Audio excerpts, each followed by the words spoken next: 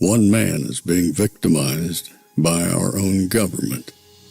One man whom they fear, yet whom millions love. One man who is willing to take the poison arrows of lawfare.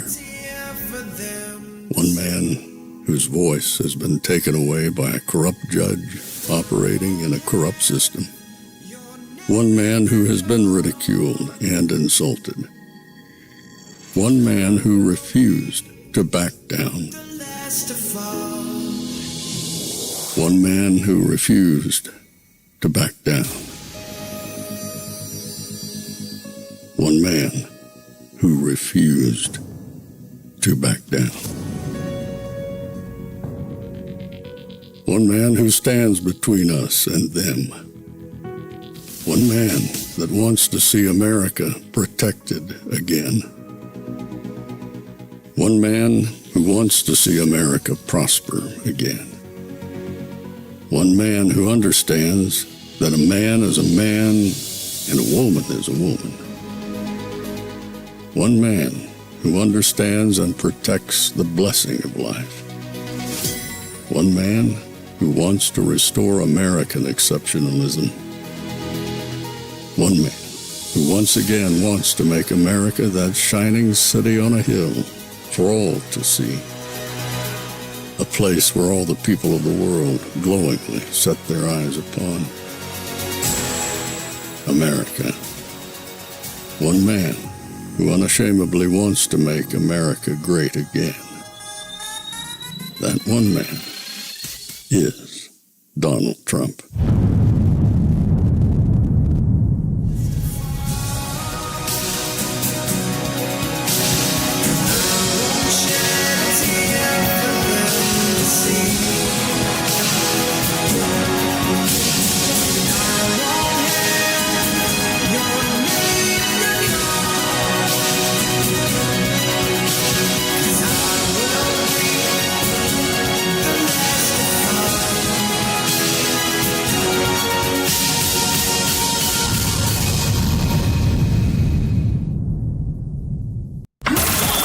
This is Fanfare with Barry Cunningham. Trump, everybody they know, they gonna vote for Donald Trump, that's the way it goes. All over America, all over the USA, they voted for Donald Trump, that's what I'm trying to say. Election is over, everyone can see. Donald Trump is now the president of your country. Election is over, everyone can see. Donald Trump is now the president of your country. I want to make America great again. Woo! I want to lower the taxes. I want to bring all American business back from overseas back to the USA, baby. There we go. Ooh, yeah, Donald Trump is now the president of your country. Election is over, everybody can see. Donald Trump is now the president of your country. Election is over, everyone can see. Donald Trump is now the president of your country. Well, I just want to let you know, we've had many a show where we talked about prepping. We talked about the 10 days of darkness. We talked about quite a few things about you guys getting ready for what may happen. So after what transpired today with Trump's picks, and you can add Pete Hegseth to that, but after what happened today, you seriously need to get into your prep mode, because all hell is breaking loose in Washington, D.C. These people are completely freaked out. And when I say these people, I'm talking about the left and the right. You see, today they found out. They had an inclination that things were, possibly could get crazy with what Trump was planning. With Pete Hegseth and a couple of the other people that he mentioned. But now they know full well that Trump is basically looking to take a blowtorch to Washington, D.C. And now I can confirm that when I talked to you earlier this afternoon and told you that he set up John Thune and that, J.D. Vance can actually walk in and do his recess appointments, yeah, he let John Thune walk into a bear trap. And so now things are reverberating around Washington. And I'm telling you, from what I'm seeing, and he's not done yet. There's a lot of rumors out there. You know what I said about rumors. Don't listen to anybody until Trump nominates somebody. But supposedly, the person that he's got in mind for the FBI is going to make Matt Gaetz look like a schoolgirl. You see, it has now been confirmed that Donald Trump, his intention is to seriously go von Clausewitz and blow it all up. Bring it down to its knees. And finally, for the first time, you're starting to see people on the left and on the right go, oh, he meant that shit. Oh, he's really going to do it, isn't he? Mm-hmm. And you can't stop him. So be worried, because now these people are cornered on both sides. And I'm telling you, both of them are freaking out. There was this tweet came out tonight. It said, a report, an audible gasp among House Republicans when news spread that Trump selected Matt Gaetz for the Attorney General. An audible, yeah, that kind of gasp. Completely freaking out. Read this one. Imagine being Adam Schiff and popping off about the appointment of Matt Gaetz. Now imagine how Schiff feels when he sees this response below from Elon, which I showed earlier. The hammer of justice is coming. There's nowhere for these people to hide now that Trump is in power. They can have a shredding party in all the different buildings in Washington. They've been told to preserve their documents. At this point, the shredding party would put you in jail. Is Trump going after his opponents? Don't know. Depends on who broke the law. Maybe you weren't an opponent, but you happened to break the law. And now he's got to peel back these onion layers and just find all kinds of stuff. I love this what Elon posted. Liberals realizing it's only been a week into a 4-year term that hasn't even started yet. The pain hasn't begun. It's like you're tied to a bench and the person is about to torture you. And he's over there sharpening the knives. And you're seeing him sharpen the knives and go back and forth. And he's playing with the acid and it's getting it ready. And you can't move. You know, the worst horror movie. You're strapped to the chair and you can see everything about to happen and you can't do anything. Meanwhile, the guy's there sharpening his knife and it's only been a week. Imagine this. It's only been 1 week. You don't know what kind of goodies this guy's got in his chest here. He may bring out the 6-prong thingy. Who knows? It's been a week. And already you're seeing people starting to realize, oh my God, I didn't think it was going to be like this. I thought we'd have some control on him. Doesn't look that way. Doesn't look, and the people he's got working with him are kind of smiling and laughing at you. Laughing at you. My biggest takeaway from Trump's cabinet picks so far, says Steve Deese, he's making them pay for the fact that they missed. There's an old adage. And that old adage is, if you come for the king, you better take him out. The worst possible thing you can do is go for the king, do whatever you need to do, and fail. Because when the king arises, he's going to be stronger than ever, and he's going to just turn around and destroy you. Not just take you out. Destroy you. Leave nothing. Just waste you. To the point where you're completely irrelevant. You're pebbles on the ground. And now I think people are starting to understand Trump means business, doesn't he? He's really going to try and take out the entirety of the Democrat Party. Yes. Yes, he is. And you did it to yourselves. You see, you've been so scummy for so many years. You've stolen from the American people for so many years. You got used to it.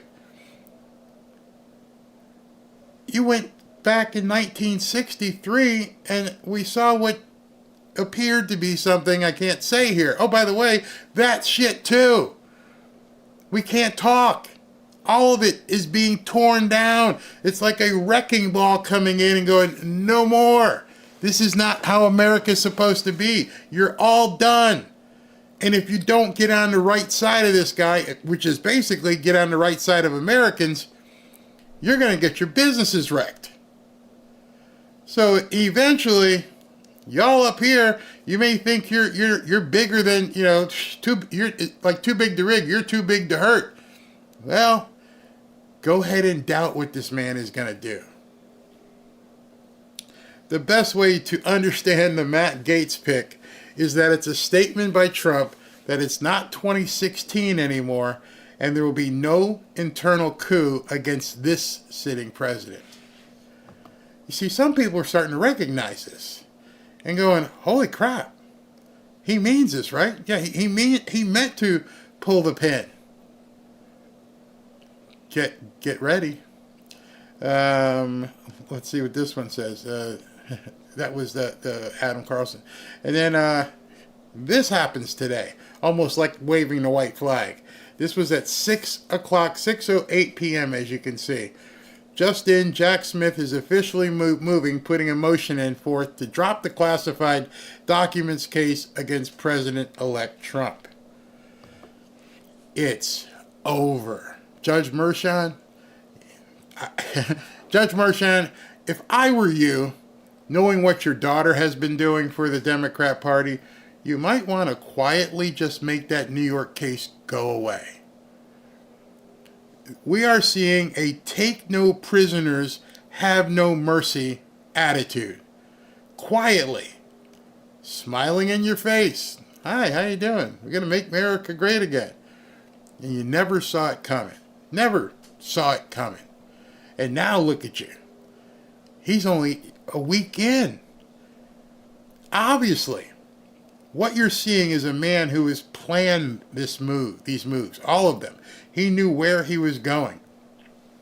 He knew how he was going to take it apart. Just get me elected.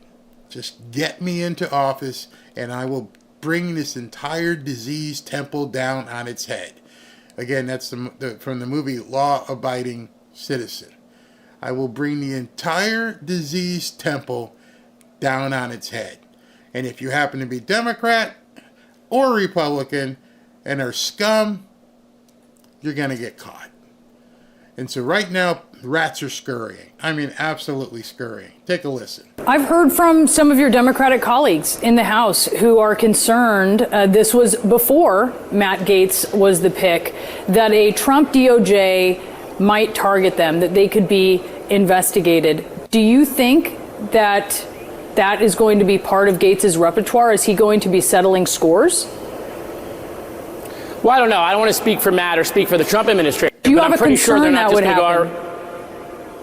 Well, I mean, I'm pretty sure with this pick, they're not just going to go around and shut down puppy mills. All right, this is a very serious pick, and Donald Trump is obviously telegraphing that he means business. Matt Gaetz is one of his best weapons in Congress. He's taking him out of Congress, and he's giving him the Attorney General's office. And this is a Democrat congressman saying this isn't a Republican. This is Moskowitz down here in Florida, and he's talking about what's coming. So again, I've known Matt for 10 years.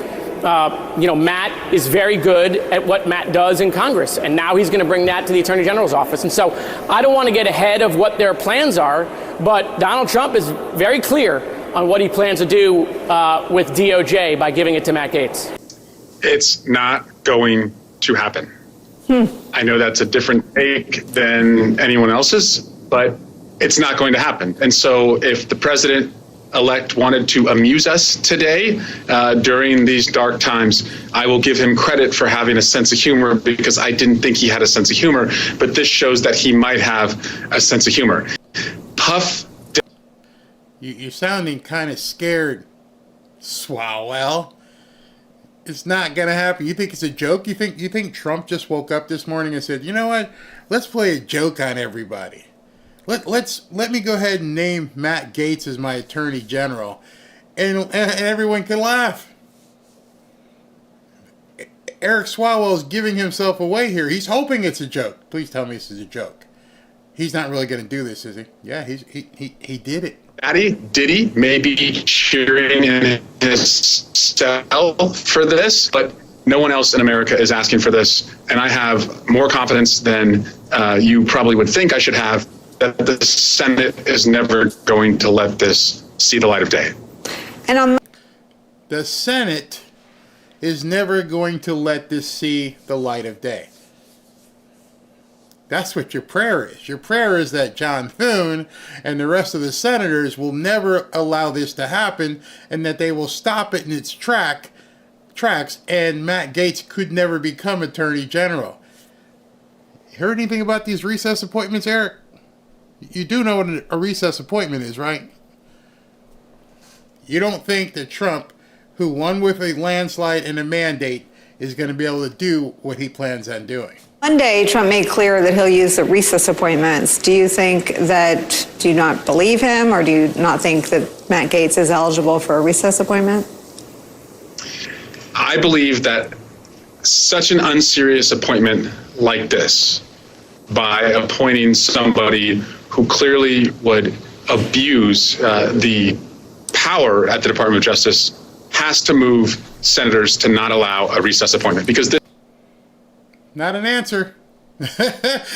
Senators can't not allow it. What they got to do? This would just wreak chaos on the American criminal justice system. So again, I don't want people to get too spun up about this. I don't want to ruin how this is going to end. But the spoiler alert is Matt Gaetz is not going to be the Attorney General. I actually, knowing Donald Trump, and I have been on this guy for 8 years, Russia investigation, impeachment. I have my own lawsuit against him. I testify. He knows that, Eric. You're not saying anything to detract him. He knows he's coming for you. In the Colorado case to keep him off the ballot. This to me feels more like the opening of a negotiation, trying to own the libs. And I just caution all of us, let's not spin ourselves up too much, because this is never going to happen. Tim Miller. I mean, I would describe it as God tier level trolling to just trigger a full-on China syndrome to own the libs in perpetuity. So, some of the libs are like, this can't be real. There's no way this can be real. So I'm going to take you back a few weeks ago. A few weeks ago at one of the rallies. Something happened at the rally, and it caused everyone watching to sit back and go, what the hell is he talking about? What is Trump talking about? So I'm going to play this moment from that rally, and I want to bring you back to that moment where you guys can all go, oh, listen to this. We got to get the senators elected, because we can take the Senate pretty easily. And I think with our little secret, we're going to do really well with the House, right? Our little secret is having a big impact. He and I have a secret. We'll tell you what it is when the race is over. My colleague says we... Do you know who he was talking to? He was talking to Matt Gaetz. He was telegraphing something that nobody, including us, we watched it. What's the secret? What secret? Tell us the secret. Oh, we got a little secret. We'll tell them about it after the election's over, right? Right. And nobody knew who he was talking about. Nobody knew what he was talking about. Now we do. Now we know what he was talking about. We all watched the rally. Many of you watched it with me, and we saw him do that. I remember commenting after and go, what secret, man? Don't leave us hanging. And he said, after the election. And now he's dropped the secret. Matt Gaetz is going to be the Attorney General.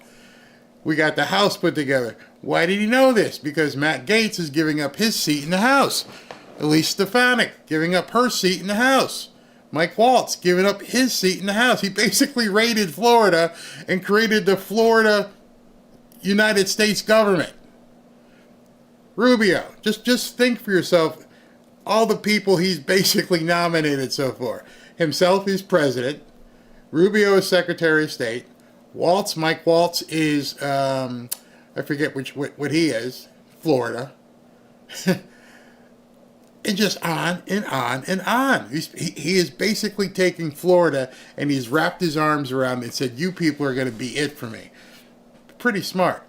So if you haven't seen the shredding that Matt Gaetz can do, you'll like this. Passed the strongest border bills in history. Well, guess what? Look at the border right now. We didn't use sufficient leverage in the debt limit or in any other thing to actually get results on the border. The border is a disaster, really something I don't think you're going to be campaigning on, that you fixed the border. Second, you said you streamlined regulations. What the gentleman from Louisiana doesn't tell you is that all of the regulatory reform he was just bragging about is waivable by the stroke of a pen of someone in the Biden White House. Do you really think you got anything for that? It's a total joke. And then finally, the welfare to work that the gentleman from Louisiana said we got. The welfare programs that they said that they streamlined with their welfare to work stuff, they're actually going to grow. Because while they did work requirements, they blew out those programs with expanded eligibility. I'm real glad you guys didn't put work requirements on Medicaid. It probably would have resulted in Medicaid expansion. And when it comes to how those raise money, I take no lecture on asking patriotic Americans to weigh in and contribute to this fight from those who would grovel and bend knee for the lobbyists and special interests who own our leadership, who have, boo all you want, who have hollowed out this town and have borrowed against the future. Boo all you want. That just wasn't Democrats.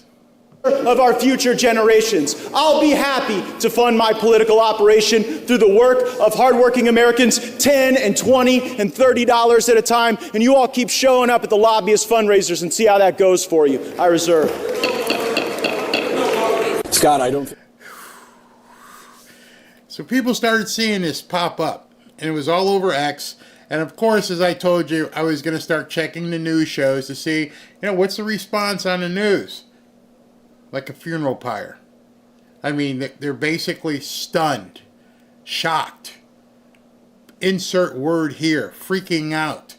They can't even imagine that this guy actually could be the Attorney General of the United States.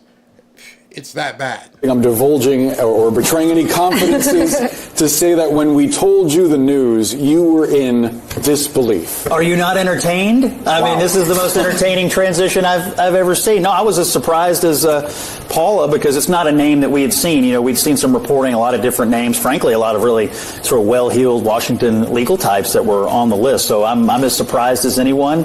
But what I take away from this is that this is a president-elect who is feeling his power. I mean, this is someone who is appointing people to things, whether it's Gaetz or anything else we've seen today, who is feeling his power, feeling his influence, doesn't feel like he's in a mood to negotiate with the people in Washington, D.C. He's here to do what he wants to do, and he's going to expect the Republicans to fall in line. Now, he's not here to negotiate. That's a point, Eric Swalwell, you missed. He's not here. Doesn't have to negotiate. He's got the Senate. He's got the House. He's got the president of the Senate. He can do recess appointments. He can do everything. He's got the pen. He can do executive orders. You can run to the court anytime you want. He's already set that up as well. SCOTUS has already said so many things that he can do. I understand you're going to try and gum up the water and sue as much as you can, but there's no negotiating, no deals. Deals are off. I asked a question earlier. I said, how many of you guys would recommend that Trump would or should pardon Hunter Biden? And it was like overwhelming, 90%. I'm like, no deals. And so he was put into office, which is, I don't think a lot of people realize, he was put into office to do exactly what he's doing. These people, whether it's Gaetz or Hegseth or anyone else, have to go to confirmation and go through these committee hearings and prove themselves like anyone else. But it is apparent to me that Trump... Nope, you missed it too, Scott. That was the whole thing, why he was so adamant about recess appointments. ...is in a decisive mood and is not someone who's interested in picking things that he would consider to be watered down. So that's my initial reaction to this one. I mean, we truly learned about it 2 seconds before we came on here, so pretty wild day. Yeah, we had to see. It is on Trump's Truth Social account. It is coming from his mouth, right? It's coming from his account. Megan, your reaction? I mean, yesterday we had a bunch of conventional picks, and I think people felt good about where we were going and maybe thought that he was going to be a little bit more moderated than we were expecting. And then today brought a whole new set of... Why would you feel he was going to be moderate? Because I played for you yesterday. One of the guys on CNN was like, oh, the establishment's winning. Maybe not.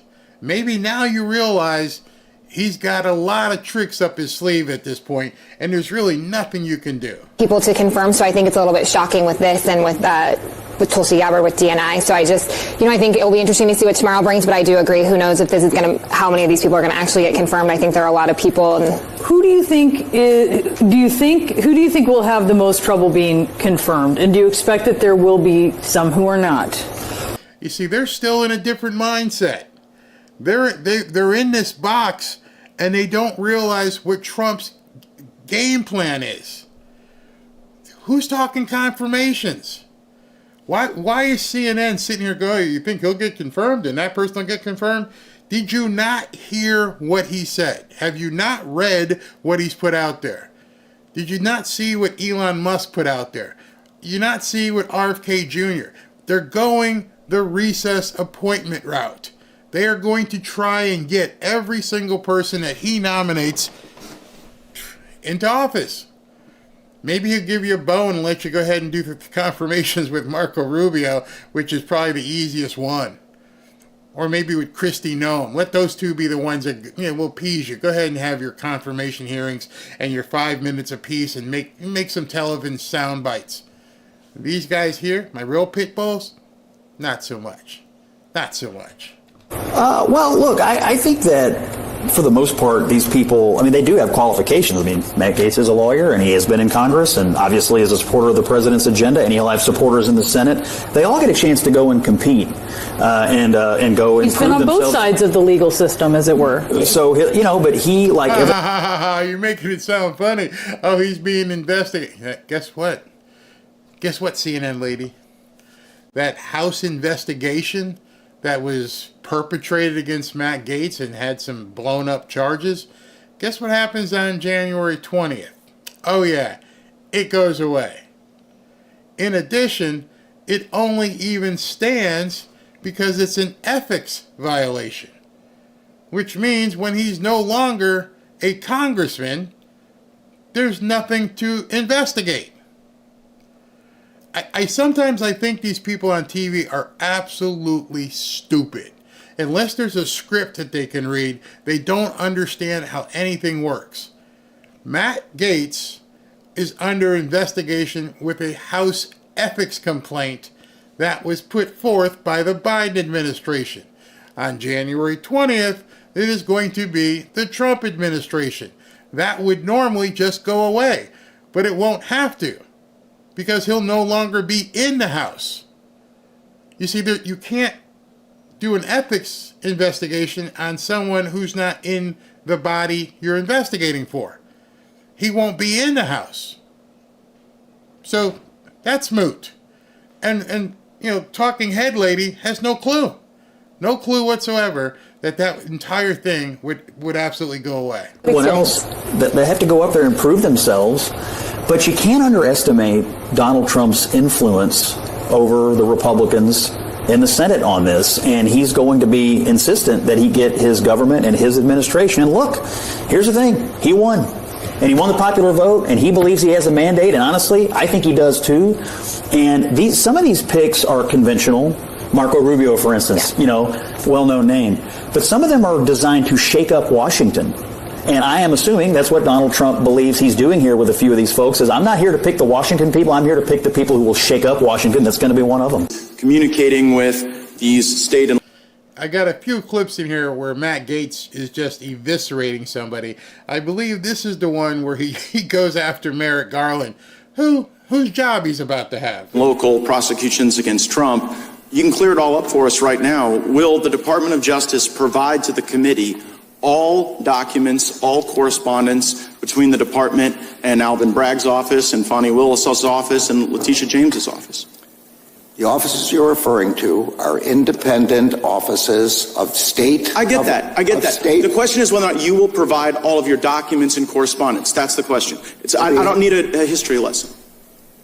Well, I'm going to say again, we do not control those offices. They make their own decisions. The question is whether you communicate with them, not whether you control them. Do you communicate with them, and will you provide those communications? You make a request, we'll refer it to our Office of Legislative Affairs. But see, here's the thing. You come in here and you lodge this attack that it's a conspiracy theory, that there is coordinated lawfare against Trump. And then when we say, fine, just give us the documents, give us the correspondence, and then if it's a conspiracy theory, that will be evident. But when you say, well, we'll take your request, and then we'll sort of work it through the DOJ's accommodation process, then you're actually advancing the very dangerous conspiracy theory that you're concerned about. Now, you were a judge, once nominated the highest court in our country.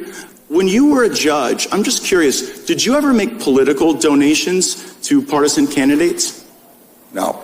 No, and you didn't, because that would create the potential appearance of impropriety. I didn't, because there's a federal rule barring federal judges from making contributions. Right, but under that same theory of attacks on the judicial process, like, shouldn't someone be owed like a jury of their peers and a judge that's non-biased, rather than getting a judge from your political opponent's donor file? I'm well aware that you're not asking a hypothetical. You're asking me to comment on a jury verdict in another jurisdiction which has to be respected. I won't comment on it. That case is still ongoing. The defendant... Not anymore. Attorney General, I hadn't asked you about the verdict yet. We were getting there. I was talking about the judge. And so let me ask you this question about your time as a judge. Was there ever a time when you were a judge when you had a family member who was personally profiting off of the notoriety of a case that was before your court? Okay. So right now he's asking in a roundabout way about Judge Merchan. Judge Merchan's daughter is a huge bundler of donations for the DNC. And he is sitting as the adjudicator for Trump's case. And he was tying Merrick Garland, this is just pure great lawfare. I'm going to say again, it's very clear you're asking me to comment on a case in another jurisdiction. No, wait, hold on, Mr. Attorney General. Did you ever have a family member profit off of the notoriety of any case that you sat over? Say again, you're asking yes or no? You're asking me to comment on a case currently. Well, it seems you're connecting the dots, Mr. Attorney General. I'm just asking you as to a general principle, but you are aware that Judge Merchan's daughter was profiting off of this prosecution. You are aware that that creates the appearance of impropriety. You know the very reason there's a federal rule against judges giving donations is because it is the very attack on the judicial process that we're concerned about. Just pray and thank God that Merrick Garland never got on the Supreme Court. This guy is one of the worst I've ever seen. He had to have known as an attorney where Matt Gaetz was going. And the last thing that Matt Gaetz expected him to do, that's why he kind of smiled, is you just connected the dots that I was leading you to, which means you do know. You do know that's improper. But your DOJ didn't do anything. Sorry, I don't agree with anything you just said, but I'm not going to comment on it. Okay, so you won't comment on it, Mr. Attorney General, but you had no problem dispatching Matthew Colangelo. Who's Matthew Colangelo? That is false. I did not dispatch Matthew Colangelo. Matthew Colangelo became the Assistant Attorney General at the very beginning of the Biden administration. Without having been Senate confirmed, goes and gets this senior role at the DOJ, and then after, I believe it's Gupta replaces Colangelo, Colangelo makes this remarkable downstream career journey from the U.S. Department of Justice in Washington, D.C., and then pops up in Alvin Bragg's office to go get Trump. And you're saying... All right, so let me just recap what he's saying, because many people may not have been following the trial back then. Matthew Colangelo was a rising star in the Department of Justice. He had risen to Assistant Attorney General. Big letterhead, big thing on his business card. He decides to resign from the Department of Justice to go work in a local court in New York that just happened to be trying Donald Trump, and he took a sub-level position under Alvin Bragg. And everyone just looked the other way like this was, no, that's just normal. I'm sure he took a $100,000 cut in pay and moved to New York and got out of the federal government and decided to go work for a state prosecutor. Said no one ever. That's just a career choice that was made that has nothing to do with the lawfare coordinated by the saying it's false. I did not dispatch Mr. Colangelo anywhere. Well, do you know how he ended up there? I assume he applied for a job there and got the job. But see, you know what? I tell you, I had nothing to do with it. Well, you might not have had anything to do with it, but we've got this contemporaneous evidence in Mr. Pomerantz's book. So Pomerantz writes this book, which I'm sure you're aware of, where he says, we put together the legal eagles to get Trump. We got all these folks together. See, this to me is one of the problems with these hearings. These hearings really have no meat to them, no teeth. You can catch somebody lying, you can catch somebody playing games, and it really means nothing. You can present all this, and he can just say nope, or not even show up as he did, but he didn't go to jail. But now, if this guy, Matt Gaetz, will be the Attorney General, now he can get you into an actual court and ask you questions. And you can't play footsie like Merrick Garland is playing right now. And we assembled them for that purpose. And so when we on the Judiciary Committee think about attacks on the judicial process, our concern is that the facts and the law aren't being followed. A target is acquired, here, Trump, and then you assemble the legal talent from DOJ, Mr. Pomerantz, and you bring everybody in to get him. And meanwhile, the judge is making money on it. The judge is making money on it, or the judge's family is making money on it for stuff that you yourself wouldn't do. You know, no one's going to buy this. No one's going to believe it. It's going to create great disruption. And I am saddened by it because, like you, I have given my life to the law. I care deeply about the law. And I think that the lawfare we've seen against President Trump will do great damage well beyond our time in public service. I see my time's expired. I yield back. I'm sitting here. I saw somebody make a comment that I was embellishing or explaining what Matt Gaetz was saying, but not saying what Merrick Garland was saying. Well, Merrick Garland wasn't saying anything. You see, if you just keep denying, you're not offering up any evidence. Nope, I didn't know. What do you want me to explain about that? Nope, I don't know. Nope, it wasn't that way. Anyone with actual eyes who can infer and listen, you can tell when somebody, well, most of us can. Most of us can tell when somebody's lying to us. Most of us can tell when somebody's obfuscating. So if I ask you a question and it's an obvious answer, like for instance when he asked him, Matthew Colangelo, how did he get in New York? And he said, well, Matthew may have applied for a job. And so you being an intelligent, functioning adult, you have to come somehow, if you were on a jury, you have to think to yourself and say, this guy's making maybe a couple $100,000 working for Merrick Garland. And then all of a sudden, he decides to leave the office of the Attorney General and just so happens to land in the same court where Trump is being tried. I'm sorry, I can deduce. I can say this doesn't make any sense. A high-level functioning in line for the Attorney General leaves that job, goes down to a much less paying job in New York City at, just so be it, the court that's going after Trump. He didn't go to Milwaukee. He didn't go to Detroit. He didn't go to Boston. He just happened to go to the exact same court in the exact same jurisdiction where they were going after Trump. I'm sorry, if you can't draw that parallel, I can't really help you. There's nothing I can do. With my father, I will make certain that between the man sitting next to me and every person he knows and my ability to forever hold a grudge, that you will regret not following my direction. I am sitting here waiting for the call with my father. Sounds like a shakedown, doesn't it, Director? I'm not going to get into commenting on that. You seem deeply uncurious about it, don't you? Almost suspiciously uncurious. Are you protecting the Bidens?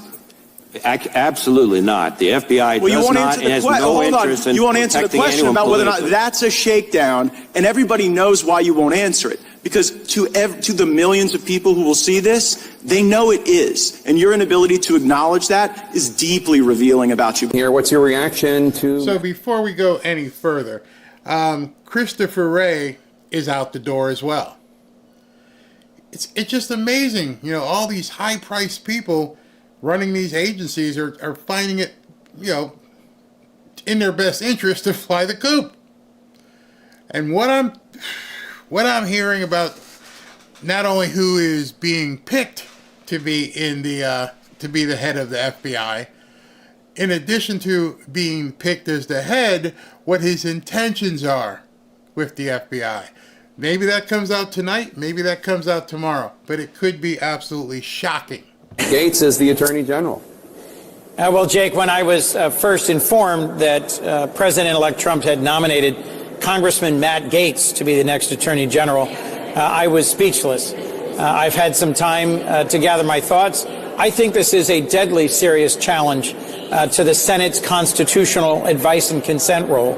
And as a member of the Senate Judiciary Committee, I'll engage in the confirmation process where we consider the qualifications, the ethics and character, and the policy views of nominees. Why? You didn't do it before. Why is it immediately something that's, oh my God, we have to investigate this? It's not like you didn't know who he was. He's been there for quite some time. But now you find it amongst yourself to say this is a serious constitutional matter. How? The president has the power to nominate anybody he wants. How is it constitutionally threatening? What makes this man a constitutional threat to the Democrats? Jake Tapper, you get paid $7 million a year. You didn't ask him that? Well, how is this a constitutional threat? America wants to know. What has Matt Gaetz done to make him a constitutional threat? I just heard your reporting where Senator Rubio was saying the president's entitled to his pick. And generally, that's correct. But the Senate has a critical guardrail function to play where we should look at whether someone is appropriate to serve in a role. Did you know that? Did you know that all of a sudden, yes, he can pick, but we need to determine if they're appropriate. Whose definition of appropriate are you going to use? And why would someone not be appropriate who was a congressman who was elected from his constituency here in Florida not be appropriate for an office in the executive suite? Make that make sense. Matt Gaetz is a congressman. He's a sitting congressman. He's from Florida. He was elected. I believe he was elected twice. So he's gone through the process where people have said, that's the guy we want. And now Trump picks him and says, I'm going to move you from being a congressman. I'm going to put you in the C-suite. But now it's not appropriate. They're showing their utter panic. What is it that Matt Gaetz is going to do that has them so freaked out? That should make you wonder at this point. Hey, why are you guys all freaked out? What? He's just another congressman. I mean, he's no different than Rubio or Tulsi. I mean, why all of a sudden is this guy making you people so afraid? The Attorney General is the top law enforcement officer of the United States. And given an ongoing ethics investigation in the House, given some of the allegations that have been made against Congressman Gaetz, and given some of his conduct, I think this will be a robust and thorough confirmation process. My hope is that my colleagues in the Republican caucus will urge the president to reconsider. Do you think they're going to... So understand, like the other guy I showed you earlier who was from the deep state, they have nothing.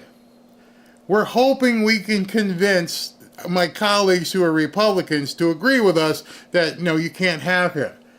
Well, what happens if Trump pushes him through with a recess appointment? Even Chris Coons didn't want to talk about that. They still think it's going to be business as usual. You get your 5 minutes of attacking somebody, then it goes to the next person, 5 minutes, and then you have your ceremonial vote, and it's a month or two later, and then you determine whether or not this person is deemed appropriate to be an attorney general. And Trump is telegraphing. He's told you, I'm going to push through recess appointments. You're not going to slow me down.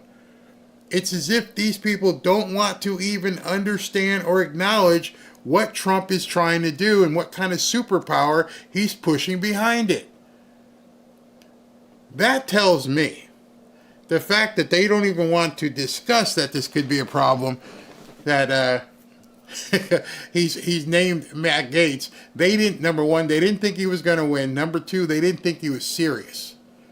And number three, they didn't think he would move this fast. Number four, they didn't think it would be a landslide where he would take everything. And so now they're all freaking out, and they have no idea. Literally, you're watching people with no idea how to stop Trump, trying to figure out some legal maneuver they can make to muck up the water here. And they have no way to stop him. None. And so they're asking my Republican colleagues, hey guys, we can't vote this guy in. You can't do it. Why? Remember, the House ethics complaint goes away if he's no longer in the House. January comes, it gets dismissed. We have the votes. In any event, just remember this as I'm showing you this, if he's no longer in the House, there is no complaint. There is no investigation. It's over. And I don't think they expect what's about to happen. Be 5 Republicans in the Senate that are willing to vote against any of the president's picks? I don't know. But as I said, that will be the key test of whether or not the Senate plays its important constitutional role as a guardrail, as an organization, an institution that says to an executive who's just won a broad national mandate, we will confirm your nominees, but not all of them, not anyone, not without regard to their character and qualifications. So notice he said constitutionally that they have the right to do this. Well, you do know, in case you don't, let me be the one to tell you that a recess appointment is also constitutional. It's not making an end run around the Constitution. It is the Constitution. You can make a recess appointment. In addition, if you guys want to go look it up, people are like, we somehow could do these fake sessions where we're here but we're not really here. Well, the president himself can adjourn Congress. Hey, by the way, you guys are now on vacation for 10 days. Scattle. Oh, did you know that? I'm sure Chris Coons knows it. He just does. It's blowing their minds at this point because they're facing a Mack truck coming at them, and they're finally realizing, oh shit, he knows what he can do. Because he didn't mention recess, and he did mention that Trump has the power to adjourn Congress whenever he feels like it. Go look that up. Because you're not hearing it from Jake Tapper. You're not hearing it from any of these people. For some reason, they don't want to even let you know that is the power of the president. You would not have known if you had looked at this segment on CNN with him talking, or with Eric Swalwell earlier, that there is anything called a recess appointment. You would know. They don't mention it. They don't want the public to know. So that's why I'm saying it so much, so you guys understand. And you've seen from some of the stuff I've posted, that's where Trump is going. He is going to put these people in. He gave John Thune, he congratulated him early because he was going to give him the chance. But John Thune at that press conference didn't give him the right answers. The reporter asked him in the press conference, are you going to push through Trump's nominees through the recess appointments? And he danced. There's no dancing here. That should have been an unequivocal yes. That's what Rick Scott was going to do. John Thune is one of the guys that they're hoping will help them delay Trump. And Trump knows the law. He knows this will not survive a challenge. He could adjourn you. Day one when he gets sworn in, Congress is adjourned. Oh, really? Yeah, he can do that. And when you're adjourned, he can have J.D. Vance make recess appointments. It's coming. That's why they're freaked out. They don't want to tell people about the recess appointments, but that's what's coming. Trust me, that's coming. In some ways, the first couple of announcements, like Senator Marco Rubio, were reassuring. Folks who have relevant experience, who've served on relevant committees here in the Senate for many years, and who have well-informed policy views on critical roles. The contrast between Senator Rubio and Congressman Gaetz. Now, I just happened to look over and somebody said recess appointments are only temporary. You might want to go look that up a little bit more. You might want to go look and see how long recess appointments are actually for. Then you might want to look at what happens when he renews a recess appointment.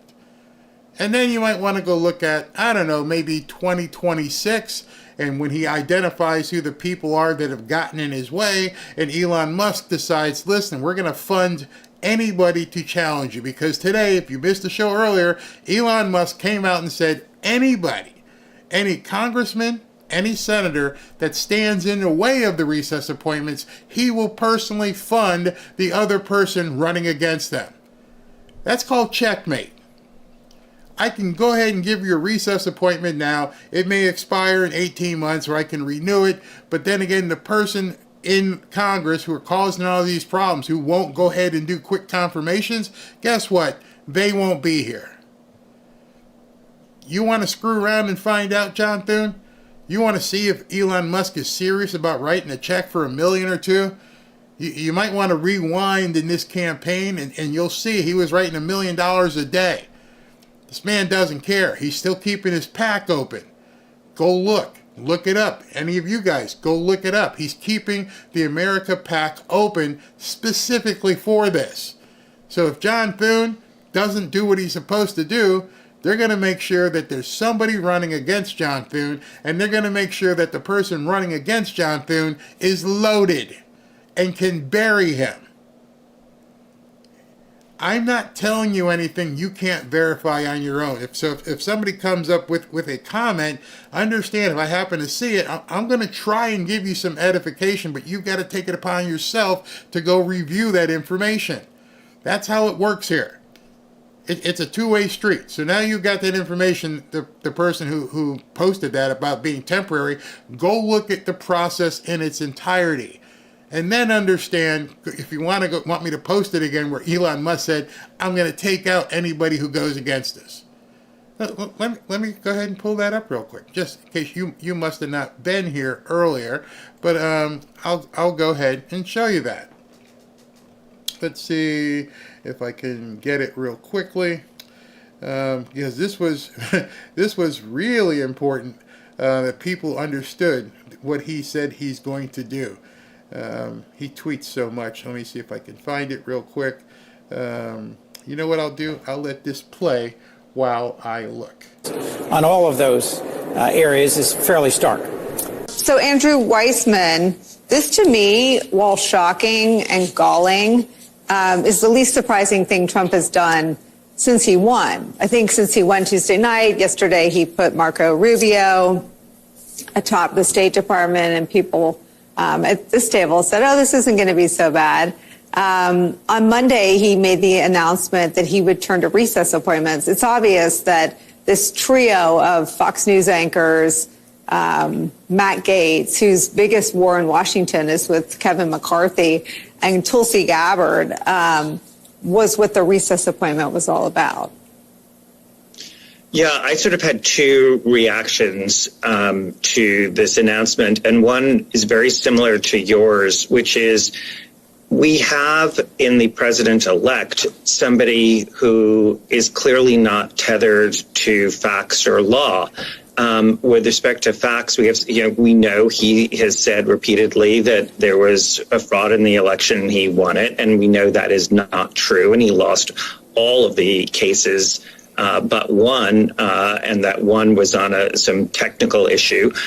So he is adhering to a world where facts and law don't matter. And so we shouldn't be surprised that he has selected to nominate, yet to be confirmed, somebody for the Attorney General and somebody for the Department of National Intelligence that are not just unqualified, but have shown that they're untethered to the facts and maybe also the law. So that shouldn't.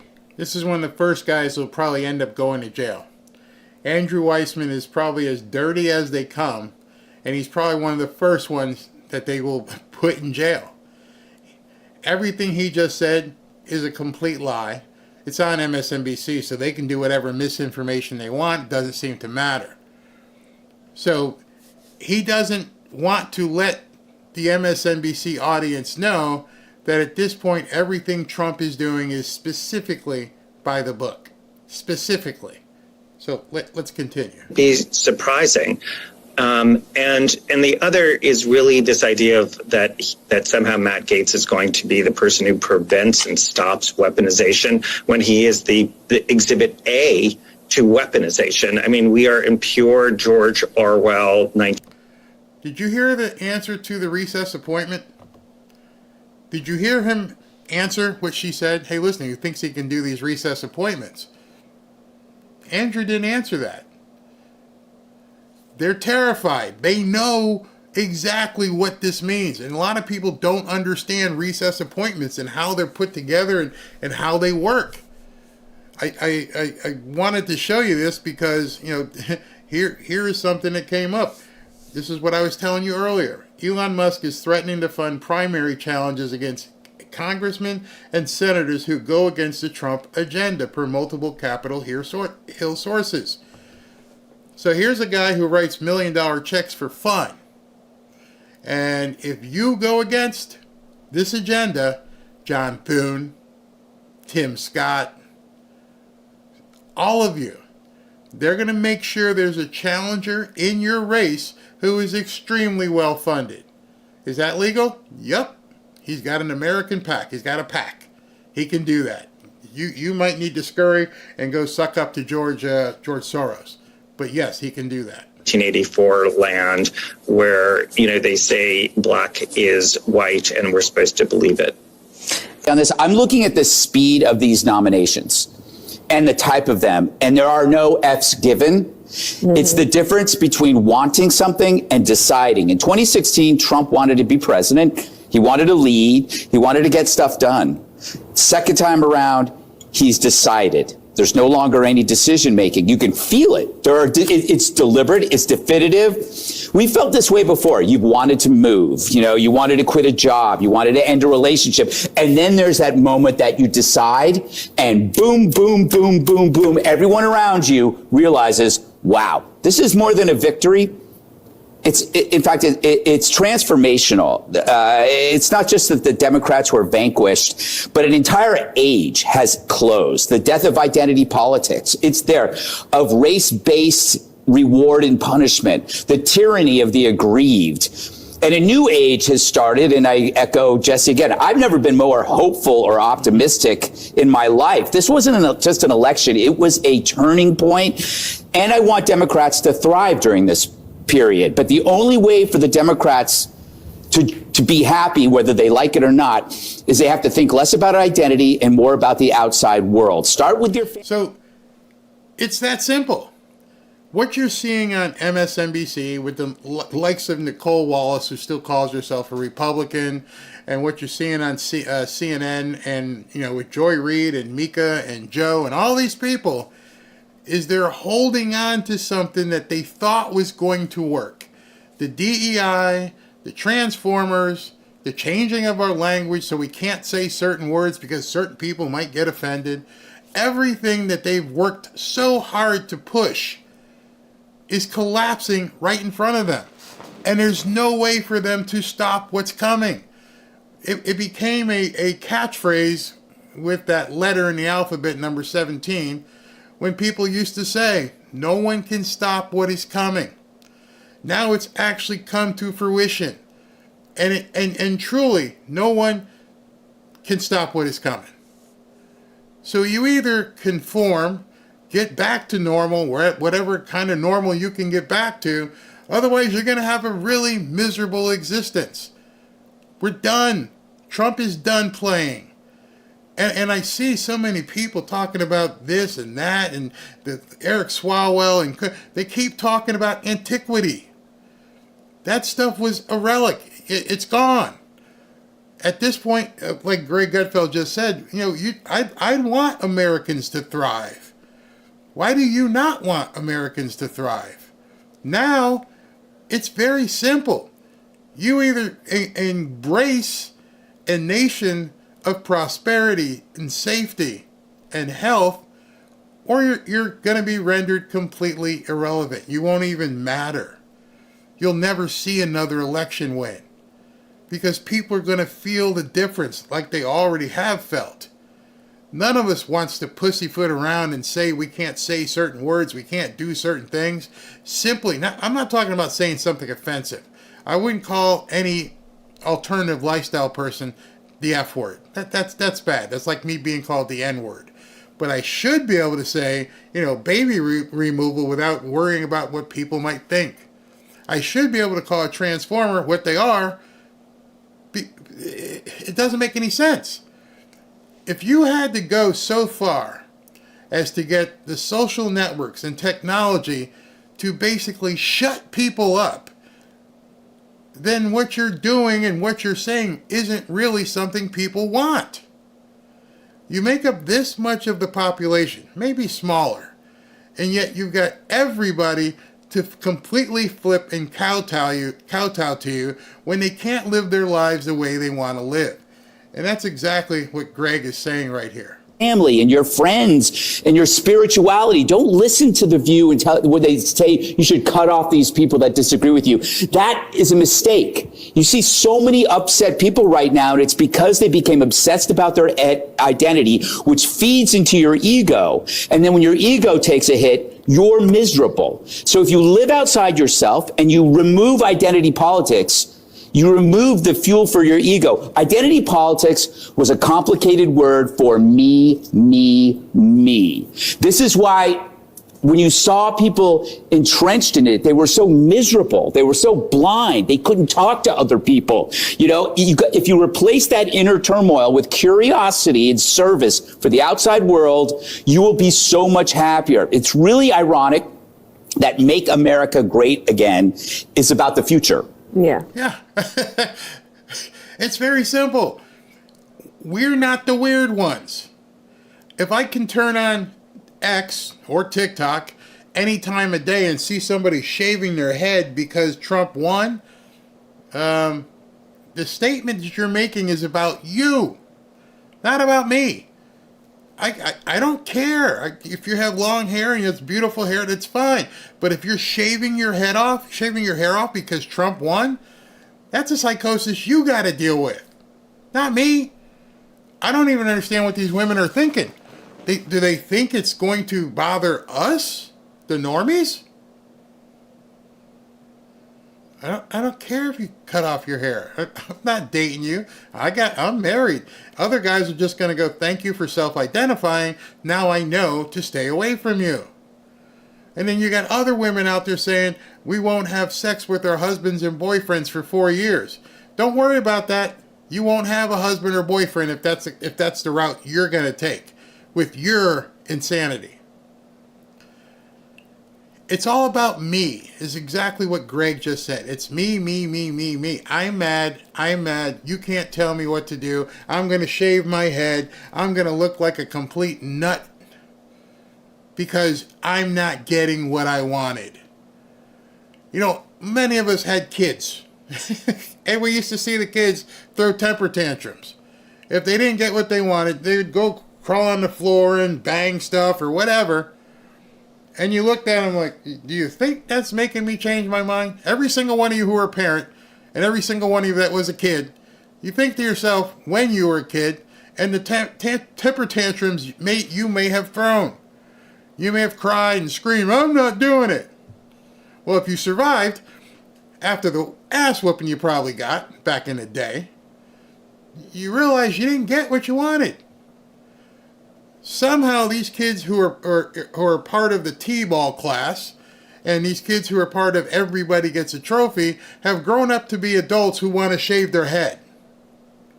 Because that's their temper tantrum du jour. Now it's about that. That's all you're showing us. It's you who have a problem. I knew we were going to get down this road when I mentioned earlier, when I started seeing the participation trophy. And then I remember seeing something where people were getting nap time at work. Nap time? What do you mean nap time? Hey, we're going to take naps now. And like we created a generation of people who only cared about me. And now they're craving attention. They're posting stuff. You're actually posting a video to let us know you are crazy. Understand that. What kind of mentality it must take to basically post videos showing you're nuts. And they don't think twice about it. Because most of us are looking at it and going, wow, this person's crazy. This is absolutely nuts. There's a video going around about some woman who says she slept with like 1,000 guys or something. I'm like, you're crazy. You're absolutely nuts. I don't know what social media has done with people. Maybe it's because these things we're walking around with are actually small movie studios, and all you've got to do is just click the button and push. And so it has created a nation of neurotics fueled on by the DEI wokeism. You're okay to be a nut, is what they've been telling everybody. You're okay not to conform and have hair and things poking out your nose and all kinds. Do that. And then get pissed when you can't get a job. No, I'm not hiring that. Nope. Well, I'm going to sue because you won't hire me. Go for it. Let's continue with Greg. Because it's talking about the past. But you found out that the Dems were the past in every respect. They felt it necessary to judge present-day individuals by people who existed 100, 200 years ago. We're innocent. They also relied on past media narratives about how people were. This is how black people think. This is how brown people think, right? And they missed out on the sentiment of millions and millions of people. The country no longer was buying what they were selling, and they wanted to do something. Now they decided. And yeah, I mean, absolutely. I can't tell you how many people in the last couple of years have told me, you're black, you should feel this way. And I think to myself, what the hell does that mean? How are you telling me how I should feel about my life? I don't tell you about you. If you want to shave your head, go for it. Absolutely. If you want to pierce yourself crazy, go for it. You want to sleep with 800 guys and film it? Go for it. I don't care. You're not going to tell me how I should live because I'm black. See, that's where this whole DEI wokeism thing came from. You know, it wasn't just that you needed to hear what they had to say. You had to adjust your life to make sure you conform. And now they don't know what to do because in addition to all the stuff that Trump is doing with his nominations, they can see that nobody's going to care anymore. And so from the crazies who are shaving their heads to the crazies in Congress and in the Senate, the game is up. The gig is up. There's a new sheriff in town. You're going to have to get used to it. We're loving it. Maybe that's bothering them. Days that what we do here at the War Room is just so amazingly enjoyable that the feeling you get and the buzz you get is incredible. One of the in this, you know, I was going to start with Thune 1 and the dead hand of McConnell and all that, and President Trump once again, what a rock star. So Thune promised him some recess days, but promised him we'll stay here every day. We will get every one of his nominations through. And he gives the biggest, I guess, F you. Okay, here you go, bro. Here you go. I don't understand. If I could see that, And I told you guys that he was testing him. How did these people not realize that they were being tested? How did John Thune, who is a senator in the United States government, not realizing you were walking into a bear trap? Covered it in the show earlier today. I'm like, dude, you completely failed. Trump is on the way home to West Palm, heading back to Mar-a-Lago, and he's listening to your speech going, this guy's a complete buffoon. Tim Scott, buffoon. Not one of you mentioned MAGA. Not one. You were asked a number of times, are you going to push through his nominees? Well, we're going to reach over to the other side. No. There is no reaching over to the other side. There's no other side. Finish them. Be a man. Understand you have an opponent on the ropes. Finish them. If you don't have a killer mentality, you shouldn't be in politics. This isn't 1975 or so where you're trying to talk nice and you guys are going to go play golf. No. They are the enemy. They would be doing it to you, and you damn well know they would be doing it to you if they were in the same position. They've tried. And now you have the opportunity to do a Mortal Kombat, finish them. Finish them. Sweep the frickin' leg. And the first press conference you give after walking out of the majority leader vote, the first thing you say is, well, we're gonna talk and see what they think and try to get a consensus. F you. You blew it. That was your one shot. Now Trump's gonna do what he's gotta do. Start with Matt Gaetz, my new attorney general. Matt Gaetz is the fiercest of the fierce warriors. He is the firebrand of firebrands.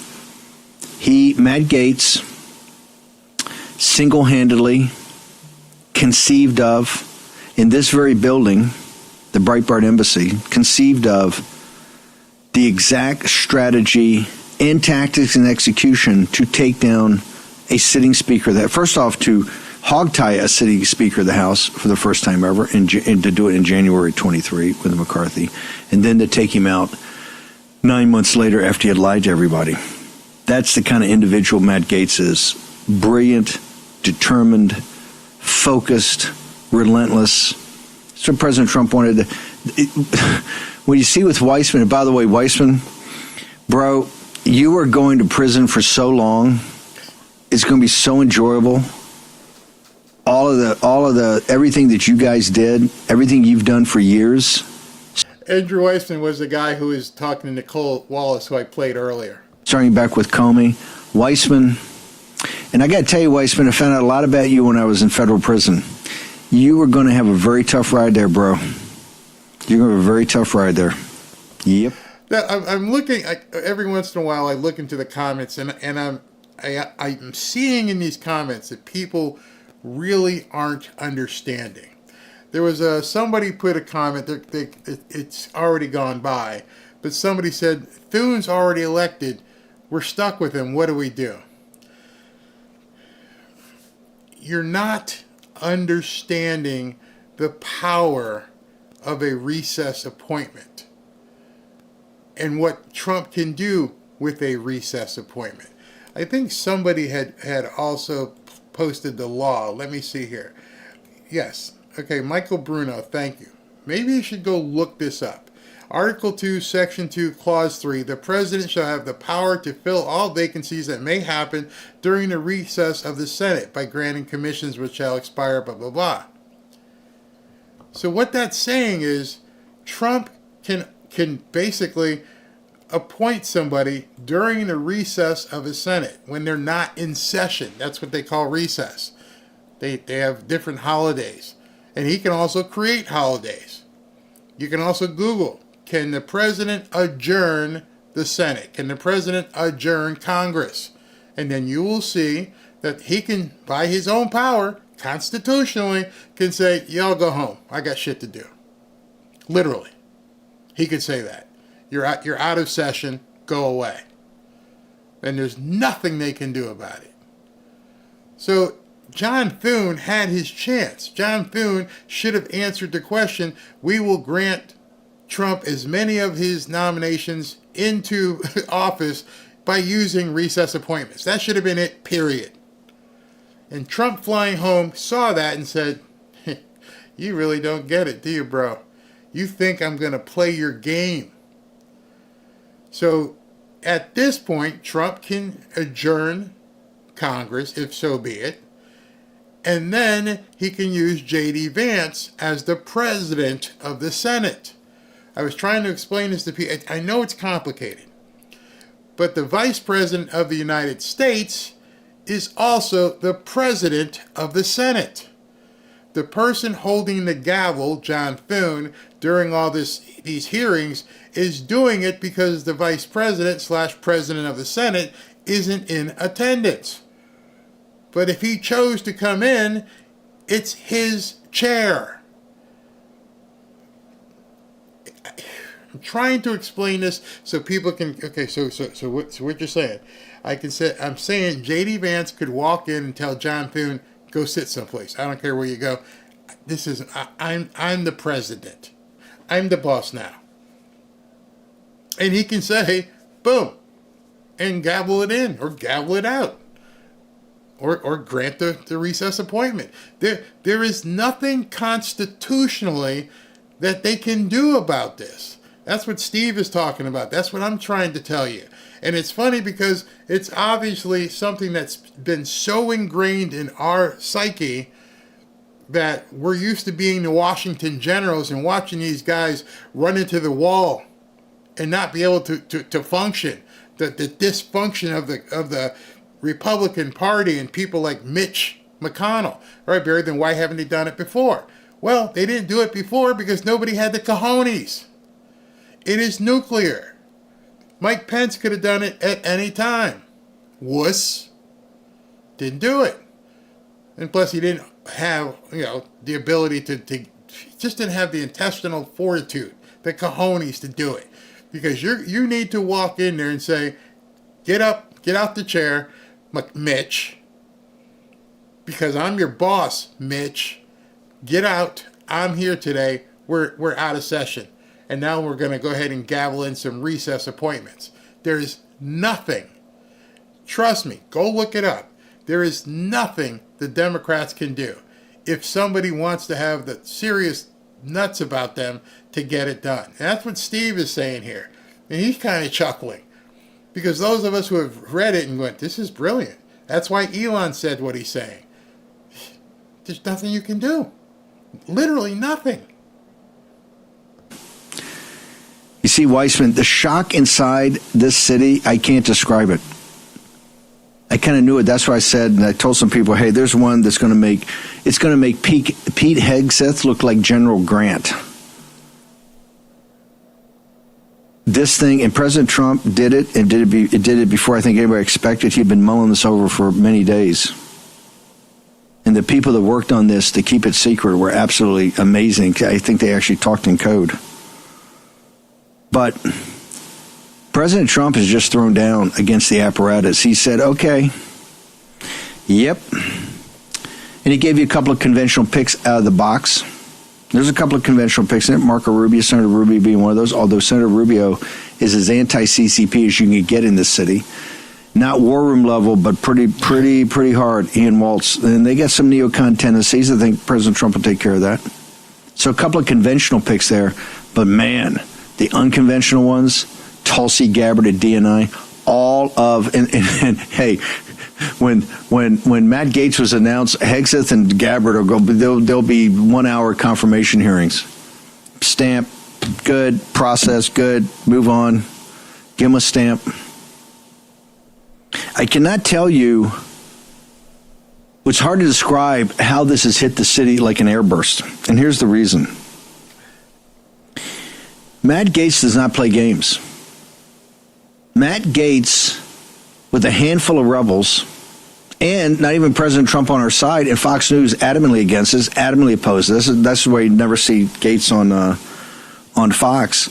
Do you know Fox is so bad that they still haven't called the House for the Republicans? Oh, there's still only 216. There was two more that we're waiting to hear about. What are you talking about? It's already 218. Everybody's called it.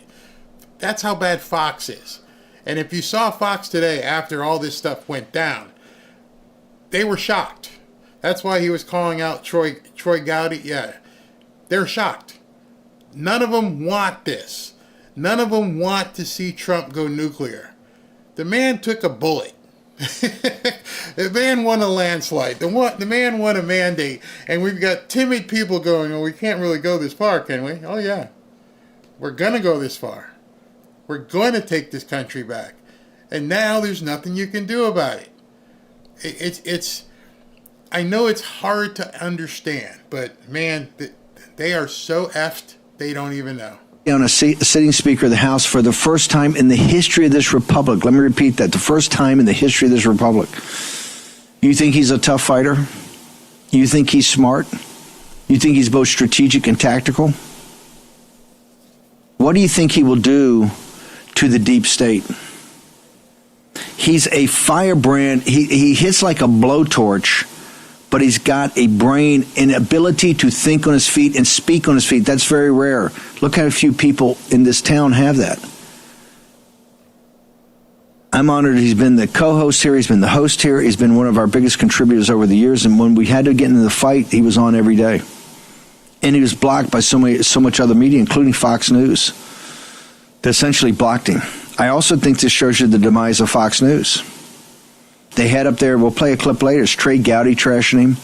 By the way, Trey Gowdy, before you trash Matt Gaetz, let me just ask, inquiring minds want to know, I'm asking for a friend, why did you leave so quickly, and why didn't you go to, be a prosecutor or U.S. attorney or go to a big law firm or get a big payday, go to a big law firm?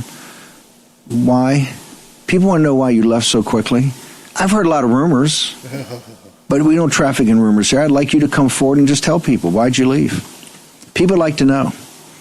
And I think, Trey Gowdy, before you start coming at Matt Gaetz, understand, a lot of people don't like you.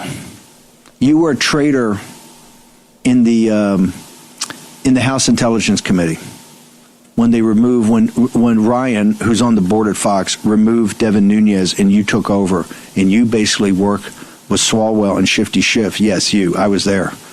Did you guys know that? See, all the skeletons are being unearthed. They're all coming out from these closets where people are like, you know what? I remember you did this. They're terrified that Matt Gaetz knows where all the bodies are buried, and he doesn't play with them. He doesn't play ball with them. And they're terrified. I was there for, 20 hours being grilled? Cost me a fortune. I had Bill Burke and Alex Spiro, two great lawyers. And you're coming after Gaetz? Hey, Matt Gaetz is going to get confirmed. Do you know why Matt Gaetz is going to get confirmed? Because Donald John Trump, who's soon to be the 47th president of the United States, wants him as his attorney general. Look at that. Look at the thing he put on True Social. President Trump has thought this through. He's going to hit the Department of Justice with a blowtorch. And that blowtorch is a guy named Matt Gaetz. All right, so I mentioned to you a few times as we were watching, and how does this blowtorch going to work? And, this House ethics investigation that they have going against Matt Gaetz. And I said to you, as soon as he's no longer in the House, the investigation goes away. And I saw some comments are like, well, what do you mean? He's a congressman. No, he was a congressman. See, Trump already had this planned as well. I were classmates. We came to Congress at the same time in the 115th Congress in January 2017, and alphabetically we're seated right next to one another in Judiciary Committee. We served there together for 7 years.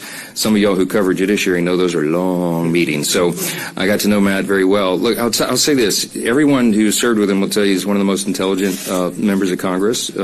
He's an accomplished attorney. He's very concerned about the lawfare that has been occurring in the Department of Justice under the Biden administration, and the fact that the American people have lost their faith in our institutions of justice. Now, earlier, you know that Donald Trump endorsed Speaker Johnson, and because there was talk that people were going to try and take him out. So now he's on Team Trump. because of everything that we've seen. He's a reformer in his mind and heart, and I think that he'll bring a lot to the table on that. I think out of deference to us, he issued his resignation letter effective immediately of Congress. That caught us by surprise a little bit, but I asked him what the reasoning was, and he said, well, you can't have too many absences. So, okay, so you understand what just happened there. You know that House ethics investigation? Poof, it's gone. It doesn't exist. I quit. What do you mean? I quit. I'm going to go be the Attorney General. You're watching someone who has game played this, who knew every single response, what they were going to try and do. They didn't even tell Mike Johnson. He just caught me by surprise. Why?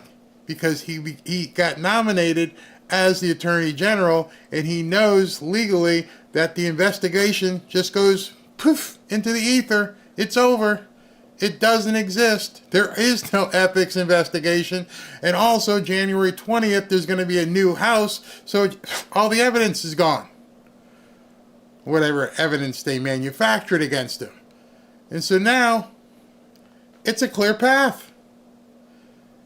And now Ron DeSantis, well, I'll let Mike tell you this. Under Florida state law, there's about an 8-week period to select and fill a vacant seat.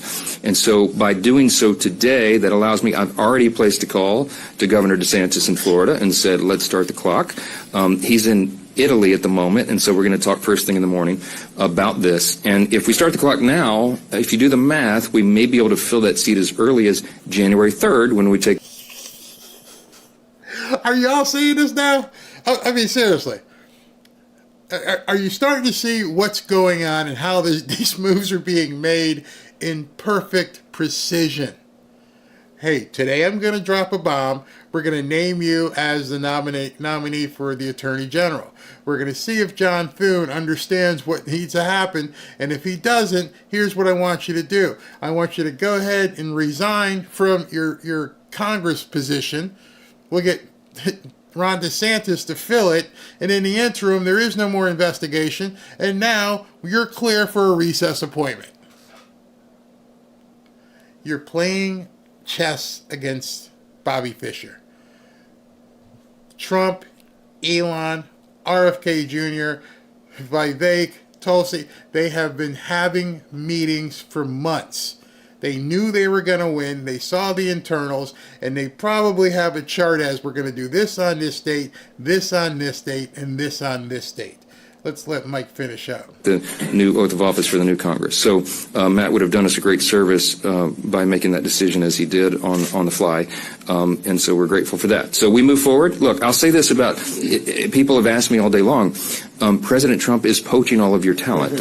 Yes, but we have an embarrassment of riches here. The Republican conference is full of talented people who are extraordinary leaders and have great expertise. And everyone in this Congress, in this conference, could serve in a leadership position in the administration. But I have... That, my friends, is called checkmate. That means at this point, Trump is pretty much free to do as he wants. They can't stop him. You just saw a game being played that caught the entirety of the Democrats and Republicans with their pants down. And he's not done. Again, pretty much when he does the FBI, I mean, some of you probably know who it's going to be, but the guy who he's picking to be in the FBI has pretty much said he's blowing it up. He came out. I didn't want to play the video until he's actually announced because I don't want to get into conjecture. But if it is who we all think it is, the FBI is going to be broken into a gazillion pieces. And again, there's nothing they can do to stop him. Barry, it's not hard to understand when you remember what Moses told the children of Israel. Fear not a standstill and see the salvation of the Lord. Yeah. That snotty attitude is going to vanish quickly. What a difference a week makes. Yeah. 1 week. I mean, we keep saying it over and over, and I got this thing on speed dial at this point. But you know, we're going to win so much, you may even get tired of winning, and you'll say, please, please, it's too much winning. We can't take it anymore, Mr. President. It's too much, and I'll say, no, it isn't. We have to keep winning. We have to win more. We're going to win more. And it's true. Don't get tired of winning. It's coming. And it's coming fast and furious. As we sit here, you have to keep refreshing to see if he posted anything else. It's almost 9, so we're probably not going to see anything about the FBI director until tomorrow. Yeah, be happy. I'm still happy, people are saying. And that is the name I'm hearing, Aussie, as well. That's what I'm hearing. And from what they're saying, the video he put out today, I'll have it tomorrow if he gets announced. But it's crazy. Truly, Nessun Dorma. They should have known. He played it at the rallies. In the morning, I shall win. I shall win. I shall win. Had the guy sing it so beautifully. And they didn't even think what this man was going to do. Who could get tired of winning? You're never going to get tired. I am so ready for the government to be exposed, to change that people can believe it. And we still haven't heard yet. Okay, here's what's left. There's a whole bunch of them left, but RFK Jr. hasn't been announced. Wait till the pesticides and the pharmaceutical companies get a load of him. Like somebody asked earlier, wait till he names the head of the FCC and the media's got to, there's so much more. There's so much more. Is Bannon getting appointed for a position? No, Bannon won't. I'm pretty sure that Bannon can do more on the outside than he can on the inside, meaning in government. Checkmated again and again. Watch for Bongino loves playing FO. I'd love to see him actually come out there and be the head of Secret Service. Undertaker theme. Yeah, we are truly seeing Dark MAGA. Things are happening. They've had a game planned out. It's really, really going to happen. I'm loving the show. I hope you guys are loving it because, man, it just keeps happening. Absolutely keeps happening. So let me go ahead and give away. We're going to give away 3 hoodies today. Let's go ahead and do that. Let me get in here. Not sure if Ashley's in. Maybe SV can or one of the guys can write down the winners here. Let me go ahead and put this here. Hold on. Let me get the right window. That's our little new dog who's terrorizing everybody. All right, so let's get ready to rumble here. Let me push this over here so you guys can see it. And let's give away a couple hoodies here. All right, here we go. First winner is John Burgess. John Burgess, you win a Trump hoodie. Let's pick another one. It's so fun. It's so much fun. Let's see. Rebecca Calderman. Rebecca Calderman, you win a hoodie. And let's give away one more. One more, can we go with it? Let's see who this is. Fred Latimer. Fred Latimer, you 3 all won hoodies tonight. It's just that simple. We love giving them away. Ashley just ordered another order of them to come in. If you'd like to register to win, just go here to fanfareshop.org and you can register to win a hoodie, a Trump hoodie, just like my wife has on right there. If you'd like to join us in our membership, it's free. Unlike a YouTube membership, just come on in here and jump in to fanfareshop.org/group. And when you go there, you're going to basically sign up, and then one of us will go ahead and approve your membership, and you're in. I personally think it's the best membership on any YouTube channel. You know, on some YouTube channel, well, every YouTube channel, basically you can comment. That's it. You go in that group, and you can post content, you can engage, you can, see other people's content. It's not just me. See, if this was a YouTube membership, it would just be me posting content. There are thousands of people who are learning X in a safe space where you can just get in there and just, it's voluminous. There is so much content in there. So let me go ahead and do the super chats. Randy Baird says, we did it, Patriots. We are getting our country back. Trump is the man. Yeah. And I think we're going to see some Democrats wave the white flag.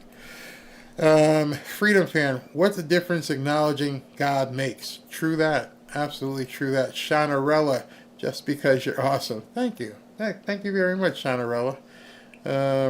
Rich Parsons, you're the man, Barry. Love your show. Always spot on. And I always want you guys to take away some knowledge where you can go look it up yourself. I mean, I saw a bunch of people were like, what the hell is a recess appointment? Imagine that. It's 2024, and how many people, just because our government and people don't talk about it, don't know what a recess appointment is. And the power of presidential adjournment. You're about to find out. Barry, explain what recess appointments are. Okay. Let me say it again.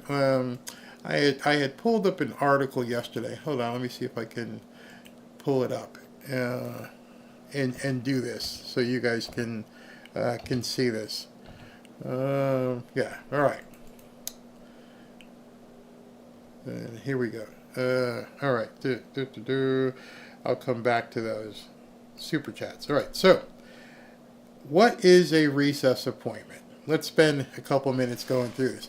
This is from Vox, and it says Trump is demanding an important change to the Senate confirmation process.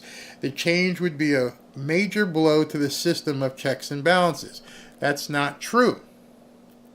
Not true at all. He's not demanding an important change. He is going to be using a tool that's available for his disposal. And if you actually read the article, oh, good, my highlights are still there. I didn't know my highlights stayed on there. It says President-elect Donald Trump is pushing for the next Senate Majority Leader to allow recess appointments, which would allow him to install some officials without Senate confirmation. That's the key. All the people you heard tonight were talking about, well, you got to confirm him. No, a recess appointment, you don't get to confirm them. That's big. Typically, the Senate must approve presidential nominations for high-level posts, including cabinet positions, ambassadorships, inspector general jobs, IDI, in a process outlined in the U.S. Constitution. Correct.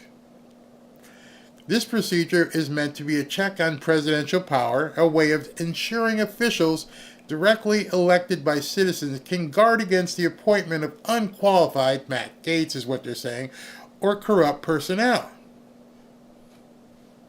But 1 second, my friend. The Constitution, the thing that sets the laws here, also allows for recess appointments. See, a lot of people yesterday thought it was about making it end run around the Constitution. That's not true. It is constitutionally allowed. It's a provision that aims to prevent prolonged government vacancies by allowing the president to install officials without Senate approval while Congress is not in session. That's the key. Congress can't be in session. Using such recess appointments, which is why Congress isn't in session, that's recess. Trump would be able to appoint whoever he'd like without giving the Senate the opportunity to question or object to the pick. Critics of the practice notice that it increases the risk of unqualified, corrupt, or ideological appointees filling government posts. It is also it significantly expands presidential power. Fine. A critic. Don't care what you have to say. Is it legal? Yes. Then shut up. That's pretty much what you have to say to people. Well, is it constitutional? Yes. So it's legal? Yes. Then shut up. There's no further discussion. If this went to a court, if it went to the Supreme Court would see this. Yeah, he can go ahead and make recess appointments. It's constitutional. They probably wouldn't even take the case. No, you can't even argue that. Though recess appointments have been used in the past by presidents of both parties, in recent years the Senate has avoided going to extended recesses, blocking presidents from making any appointments in senators' absence. So they've been playing games with the adjournment and saying, oh, we didn't really go on vacation. We left one guy here, and his job is to make sure every day he gavels in. They play games with it. And so what I want to show you down here is really important. How have they been used in the past? With the exception of Trump and President Joe Biden, recent presidents have made use of recess appointments. According to Congressional Research Service, Barack Obama made 32 recess appointments. Bill Clinton made 139 recess appointments, and George W. Bush made 171 recess appointments. You see, this is something that's always been used, but now because Trump's in power, they're freaking out. I hope you recognize that at this point. I think that's all I had highlighted. So now you know what a recess appointment is. Completely legal, completely constitutional. It's something that is used when Congress is not in session. And Trump knows it, and these idiots know it. They're playing stupid because they don't have any defense for it. Because if Trump wants to, he can just go ahead and gavel them out. Oh, what do you mean you're not taking a recess? You are now. Done. You're on recess. Look up presidential adjournment. That'll show you that. So that's why I kept saying there's nothing they can do about it. Nothing. It's constitutional. And everyone else has used it. Well, Trump's mean and he's orange and something. Well, George Bush did it 170 times. Every president. Barack Obama did it 32 times. See, it's Trump they're worried about because they know what's coming and they can't stop it. That's why I'm saying you're going to see people taking off on the Lear jets. He already knows. I've never seen a result of an election that is going to impact so many people so quickly, and there's literally nothing they can do. They can run over to the media and scream bloody murder, but there's nothing else they can do. Eric Swalwell, when he was talking his shit, he knew there's nothing you can do. But he's trying to give people hope. Andrew Weissman, they know there's nothing they can do. Every single one of these people you'll see tomorrow screaming about recess appointments, no, there's nothing you can do. You can go ahead and file your lawsuit and say the president is doing unconstitutional appointments and basically maybe stop him for a week until he gets it up to SCOTUS. And SCOTUS goes, no, he's fine. It is so clear in the Constitution. There's no ambiguity. None. It can't be misconstrued. That's why I'm so confident about it. It clearly says. Even this article said, yeah, it's constitutional. There's no debate. If you don't like it, go ahead and do a constitutional amendment and get 2/3 of the people to agree to it. Until then, strap on. Buckle up, Buttercup. There's nothing you can do about it. Joy T, love your videos. I learned so much. Keep them coming.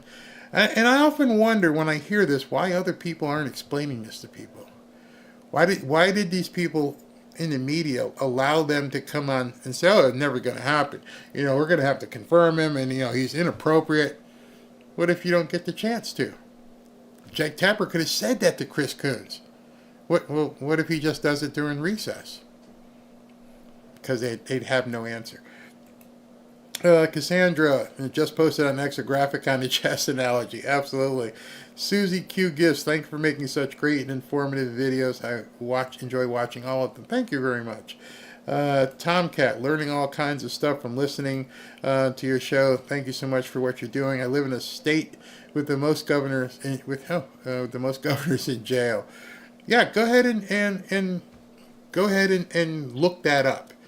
Don't take my word for it. I encourage you to dig and look at, and you're going to find out very quickly. Oh, yeah, that's legal. Well, that's constitutional. And can you stop him? No, you can't stop him. Thanks, Barry, for the explanation of recess appointments. Very cool. Let's see here. Nanny, goat. The goats in town were out there on the playground. Donna, sometimes I feel I send my chat too soon and then you cover it later. Your show is educational. Thank you very much, Donna. Let me get here, go down a little bit to keep going. Ripa the Republican, thank you for keeping us informed. You're very welcome. Thank you for watching. Starshine 369, the Quantum Shaman. They are cornered rats, which makes them dangerous. Have you seen the FEMA trucks training and DOD? Yeah, who knows what they're up to. But like I said, prepare, because now these are cornered rats, as you said, Shaman. Cornered rats bite, and it's only going to get worse. We're only a week. I can't believe this. We're only a week in, and all this shit is hitting the fan. A week, 1 week. It is November 13th, and November 5th is when we vote. Matter of fact, California hasn't even counted all their votes yet, and this shit's all happening. That's amazing, isn't it? Brian Newland, this is more like a flamethrower, not a blowtorch. Yeah. And it's so scary to them. You're not even hearing many of the people in the news even discussing it. It's like they don't want their audience to know. What's this here? The Constitution instructs the Senate to choose a president pro tempore to preside over the Senate in the absence of the vice president. Yeah, but if he's there, he's the president. John Thune, the majority leader, usually takes that role. But if J.D. Vance shows up, he's the boss. You got to go. Let me... Why is okay? Storm Warrior, the Constitution instructs us. Okay, we just read that. Thank you very much. Dyslexic Tank. Matt Gaetz doesn't he look like that head vampire in Lost Boys? Oh, yeah, he does. Calvin Aubrey, it's like the ending battle of the Patriot. Victory feels too good. Yes, I agree. Katina, thank you very much. Great show, Barry. Thank you. Terry Halleck, love your show, Barry. Thank you for watching, Terry. Nicholas Lamonicus, where you been, bro? Real exciting seeing this. Thank you for these broadcasts and the information, Barry. You're very welcome. I love doing it. Charlie6917, thank you. Chai Bears, Matt Gaetz, one of the ones that overthrew McCarthy as House Speaker. Can you explain that a bit? I never understood why that happened. He wasn't doing what he said he was going to do. He was going to basically push through the MAGA agenda, and he got in there and started playing games. And so Matt Gaetz, using procedures that he obviously knows about, was able to get him tossed out. And that's how we're stuck with Mike Johnson. So I'm probably thinking that they've talked to Mike Johnson and said, bro, you next. Just let you know, you next if you don't do it the right way. Matt Martin, I like the word transformer better. Craft Beer, enjoy your show, Barry. Thanks for all the hard work you do to bring the news in an enjoyable format. Have a blueberry muffin for me. No, the wife won't let me. Mac, how are you doing? The FBI raided the CEO of Polymarket taking phones and electronics. I was going to do that story tomorrow. Yep. The FBI were basically the Stasis. Despina Andrulus, keeping us off the ledge with your wisdom and insight. R. Heath, thank you. R. Heath nails it out here. Article 2, Section 2, Clause 3, the appointments last until the next Senate session. Yep. And then, can you reappoint? Okay, think about that. Mike the Plumber, Tyrus for press secretary. Tucker would put the figure up to the mainstream media. That would be funny. Tyrus wouldn't suffer no fools. Oh, I didn't know Trump could force a recess. Yep, it's called presidential adjournment. Look up that. Presidential adjournment. Trump will look forward to recess, not the rhinos. They're realizing at this point he does have them in checkmate. They're running scared, says Mel Porter. Yep. Diane Turian, Barry, words can't describe how happy I am that I found you. You're my go-to truthful news. Thank you. And thank you for watching. That's very nice of you. Let's see here. Fernando Cardenas, thank you. Time to invest in airlines stock, Barry. There'll be lots of flyers pretty soon. Fear doesn't ride a donkey. Yeah, but they're going to be using like private jets, so we can't really. Maybe we could invest in jet fuel. Donna, again, thank you. Swallow, Trump wasn't kidding about a revolution, so how do we get rid of the bag of crap? I'm sorry, California's stuck with him unless they can find out he did something bad. Remember that whole thing with the Chinese spy, Fang Bang? Nobody wanted to look into that, did they? Sandra, who won the Senate Majority Leader? Haven't heard. That would be John Thune. Matt has Lisa Ramos. Matt has already resigned immediately. Yep, just covered that. And Jose Brazil. The swamp is having a colonic. They are. And Ziggy, $20 kicking ass and taking names. Oh, it is fun to watch at this point. Watching these people just completely implode. How about as here says, super chat from Rick Krebs. How about a topic Trump presidential podcast? Really. Super chat from SA 2018. Thank you very much. JT, I want Tom Homan to deport so many newcomers that I won't ever have to press 1 for English. Oh, press 1 for English. Oh, my goodness. That is good. That is a good one. This is the president we, the American people, really deserve. One that cares about us. Also, thank you for what you do, Barry. Thank you very much. And Starshine 369 again.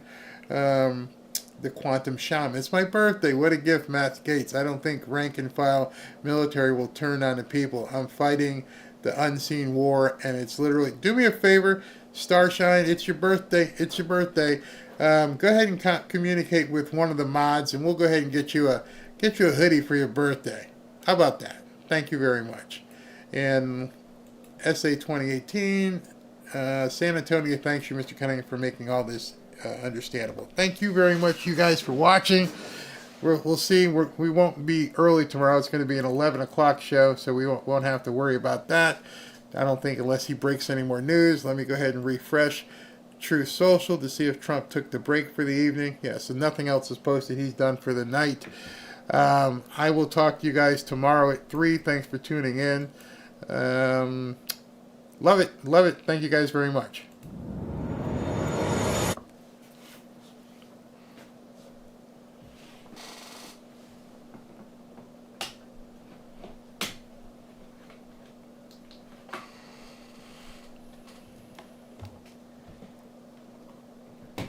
Oops.